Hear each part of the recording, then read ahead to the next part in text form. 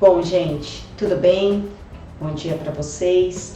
Espero que estejam todos bem, todos em casa, todos a salvo, com uma boa saúde. A gente está aqui cuidando da nossa saúde, nós, professores, e espero que vocês e todos os familiares também, aproveitando esse momento de união dentro de casa e muita positividade, certo? 2 recadinhos antes da gente começar a falar efetivamente de aula. Primeiro, quarentena não é férias. Então vocês receberam atividades domiciliares e elas precisam ser feitas, né, e entregues de acordo com os prazos que foram passados a vocês. Isso é bastante importante. Segunda coisa, fique em casa, atividade domiciliar, fique em casa. Vamos todo mundo se preocupar nesse momento em estar cuidando da sua saúde, estar cuidando do próximo. É um momento de união e a gente pode vencer mais essa batalha, tá bom? Espero que todos em casa estejam se cuidando, tomando as medidas necessárias para que a gente ultrapasse essa fase, esse momento da pandemia e que todo mundo retorne seguro, ok? Bom, vamos lá. Nossa aula vai ser sobre uma revisão dos conteúdos de prova bimestral, tá? Lembrando que para a prova bimestral serão cobrados do livro 12 os módulos 67, 68, 69 e 70, ok? Cada vez que eu estiver falando sobre um deles, eu digo o tema para vocês, para ficar mais fácil de vocês estarem acompanhando. Nós vamos rever alguns pontos principais de cada um desses módulos, já que vocês sabem que nos nossos grupos de Facebook, nós temos meios de comunicação, eu já deixei disponível para todos vocês. Vocês têm os PowerPoints das aulas para estarem consultando e estarem melhorando um pouquinho aí, reforçando esse estudo para quando for necessário fazer a prova, ok? Vamos lá. O módulo de 67, gente, fala sobre a Era Napoleônica. Então, é um período que a gente fala de encerramento da Revolução Francesa. Esse período da Era Napoleônica, a gente divide em 3. Consulado, o Império Napoleônico e a decadência desse império. Sendo que no período de consulado, o destaque que a gente vai estar dando é para o Código Napoleônico. Ainda que o Napoleão não tenha começado como cônsul único, depois ele vai se tornar um cônsul único, né? Ele tem a característica de um cônsul ditador. Porém, toda a ideia dele é pautada em ideais iluministas, em ideais da Revolução Francesa. Por isso, o Código Napoleônico vai favorecer muito a igualdade jurídica, a igualdade, todos os padrões civis, retirando poderes da igreja, ele faz acordo com a igreja. Então, na verdade, o Código Napoleônico vai ser o principal destaque do período do governo do consulado, tá? O Império Napoleônico acontece com a autocoroação do Napoleão. A partir de um plebiscito, a população que apoiava Napoleão vota para que ele seja imperador. Então a gente tem como destaque do Império Napoleônico a expansão do território francês, né? E principalmente o bloqueio continental, que foi criado para derrubar a principal rival da França, Inglaterra. Então o bloqueio continental consistia em romper todas as atividades comerciais com a Inglaterra. Quem supriria essas necessidades seria a França, tá? Nesse bloqueio continental, a gente vai ter então a aliança da França com a Rússia pelo Tratado de Tilsit, a gente vai ter a aliança da França com a Espanha que vai ser traída, né? A gente tem esse período de destaque para o Império Napoleônico, até que entra no período da decadência, com o quê?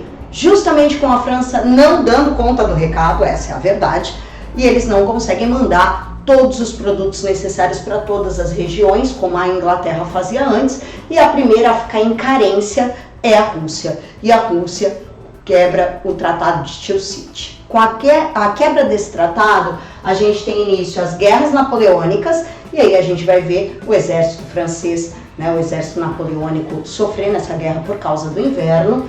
A gente vai ter a derrota do Napoleão e a prisão do Napoleão. Napoleão vai para a Ilha de Elba, vai ficar exilado na Ilha de Elba, onde ele consegue ainda ter contato com pessoas que o apoiam, e aí ele realiza o governo dos 100 dias, que é o retorno dele à França, e ele governa ainda a França por 100 dias, tá? Até que efetivamente Napoleão é derrotado na Batalha de Waterloo. E aí a Batalha de Waterloo, né, faz com que se encerre de vez o período napoleônico e ele seja exilado na Ilha de Santa Helena, onde ele veio a falecer. Ele ficou lá até o fim da sua vida, certo? Bom, o Império Napoleônico tem conexão com todos os outros módulos, sendo o 68 a vinda da família real portuguesa para cá. Por quê? A família real portuguesa quebra o bloqueio continental.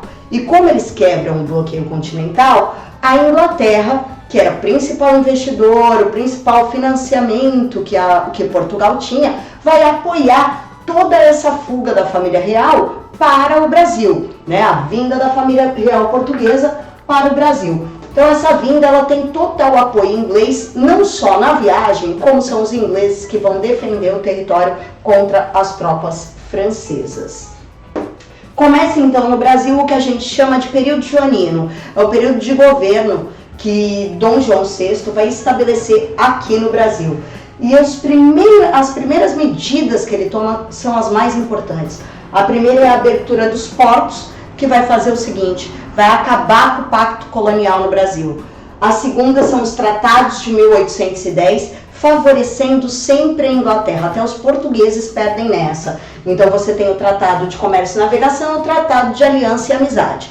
Lembrando que era comércio e navegação, aliança e amizade com os ingleses, sempre favorecendo os ingleses. Menores taxas para os ingleses tinham liberdade religiosa, liberdade de circulação no Brasil, tudo para os ingleses, nada para os brasileiros ou para os portugueses, e isso também em território inglês, tá? Então a recíproca, nesse caso, não era verdadeira. E a partir daí a gente começa a ver Portugal entrar numa crise. Acontece uma crise na metrópole. Por quê? Porque a metrópole está sendo governada pelos ingleses e não por portugueses. A família real está aqui. E o Napoleão já foi derrotado. Por que a família real portuguesa continua aqui? Não precisava, mas a verdade é que eles não queriam voltar para Portugal. E para isso não acontecer, esse é o momento que o Brasil deixa de ser colônia. O Brasil é elevado a Reino Unido, a Portugal e Algarves, ok? Então, nunca pensem que o Brasil se tornou independente e a partir daí ele deixou de ser colônia. Ele deixou de ser colônia antes, em 1815, com a elevação a Reino Unido, a Portugal e Algarves, tá? E a partir daí, com tudo que está acontecendo aqui na América por influência do Napoleão, o Brasil anexa a Cisplatina, que é o Uruguai, território que era da Carlota Joaquina, esposa do Dom João VI, e ela requer esse pedaço de terra e anexa ao Brasil, ok? Bom, no 68 a gente já está falando de América, no 69 a gente continua falando de América, porque com a influência do período napoleônico, aqui na América, nós vamos ter o quê? A independência das colônias espanholas. Todo o processo começa com a queda do rei Carlos IV. Por quê? Porque Napoleão tenta um tratado com eles, né, o de Fontainebleau, onde eles auxiliariam a França a chegar a Portugal, porém, ele é tirado do poder. Ele é tirado do poder pelo irmão de Napoleão Bonaparte. E Luís Bonaparte se torna o rei da Espanha. A partir daí, aqui na América, ninguém reconhece mais o governo desse rei. E aí, eles começam o processo de independência, tá? A independência, ela é gerada por uma rivalidade nas classes sociais. Quem? Crioulos, que eram brancos, nascidos na América, ou seja, descendentes de europeus nascidos aqui, e chapetones, que eram os espanhóis que viviam na América. Essa é a principal briga, tá? Então, quem vai controlar essas novas, essas recém-independentes, regiões independentes, né? No processo de emancipação, quem vai liderar são os crioulos, né? A elite crioula, exércitos são formados, eles vão se unir a mestiços, indígenas, para garantir, né, que a população tenha a sua independência, e eles vão formar o quê? Repúblicas. A ideia inicial era não fragmentar a América Espanhola, mas por conta das elites locais, essa elite criolha, que cada local tinha, na verdade, um interesse próprio, eles acabam se formando em repúblicas fragmentadas. Por isso, aqui na América do Sul, nós temos tantos países, né, que eram colônias espanholas, tantos países divididos, e a gente tem o Brasil numa extensão territorial tão grande, tá? E o Congresso de Viena, ele está, no módulo 70, ele está intimamente ligado ao fim do Império Napoleônico. Por quê? Porque, na verdade, isso foi uma convenção da reunião de países europeus após, né, a derrota do Napoleão. Nesse período, vão existir dois grupos que vão defender ideais no Congresso de Viena. Os que vão defender a contra-revolução, ou seja, tem que retornar tudo antes da Revolução Francesa, ou a continuidade da Revolução. E cada um desses grupos tem, na verdade, pontos específicos de defesa. Quais são eles? A contra-revolução defende o princípio de legitimidade e o de equilíbrio, ou seja, retorno às monarquias anteriores ao Napoleão e equilíbrio, mesmo espaço territorial, para não ter novas aventuras como a do Napoleão, né? E a formação da Santa Aliança, que são os países cristãos, na verdade, cada um deles com a sua característica cristã, um católico, um ortodoxo e o outro protestante, mas a união dessa Santa Aliança para que seja realmente mantida essa contra-revolução e esses dois princípios. Já outros grupos defendiam a continuidade da revolução porque a Europa não podia ser mais a mesma.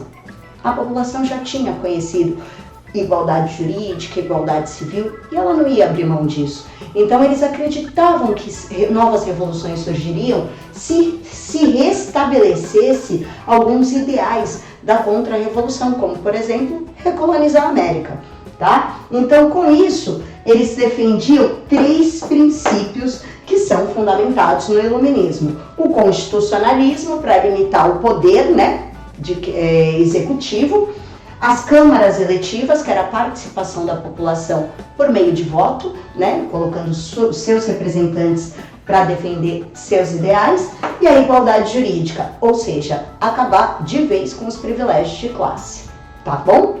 Bom, gente, espero que vocês tenham relembrado a maior parte do que a gente viu na última aula, e acredito que fazendo os exercícios, dando continuidade aos estudos em casa, vai dar tudo certo. Essa semana a gente está junto, a partir da semana que vem é férias, pode esquecer a quarentena, e quando a gente retornar das férias, a gente se fala de novo. Beijo!